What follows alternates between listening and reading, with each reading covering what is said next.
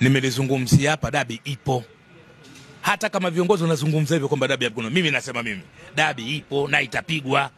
Wanachama wa Yanga wote katika matawi na wapenzi, sawa bwana, tukae katika mkao wa kutabaruki kwamba dabi ipo. Ukisema wakae katika mkao wakati rais wa hiyo klabu anasema uongozi umesema dabi itakuwepo, ni mchezaji gani ambaye ataondoka kambini na kwenda uwanjani? Ni yeye ndo anayezungumzia hivyo na mimi nazungumzia. Ni yeye ndo msemaji wa mwisho.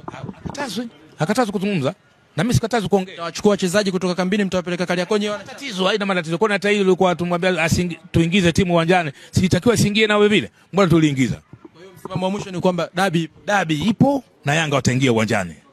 Wewe utakuja kuniambia leo tarehe ngapi leo? Basi mtanipigia simu yangu sinayo. Bwana, mechi ya kuingia uwanjani, sawa? Timu Yanga haikucheza leo.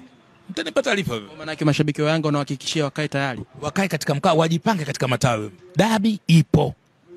Wewe anayesema sijui injinia kwamba dabi hakuna nini, haiwezekani. Kwa sababu ukiangalia kitu kwa umakini kwamba yeye kama atakataa kuingiza timu uwanjani, na maana Yanga lazima ikatoe pointi 15. Sawa bwana? Lazima ishushe daraja la 4. Ni kigumu. Hatuwezi kukubali kwa kitu kama hicho. Kwenda kupoteza mechi moja tu na Simba. Twende tukacheze hata kama tunafungwa, ndio mchezo ulivyo. Lakini Yanga 15 unatoa. Sawa? Twende tukacheze hata kama tutafungwa.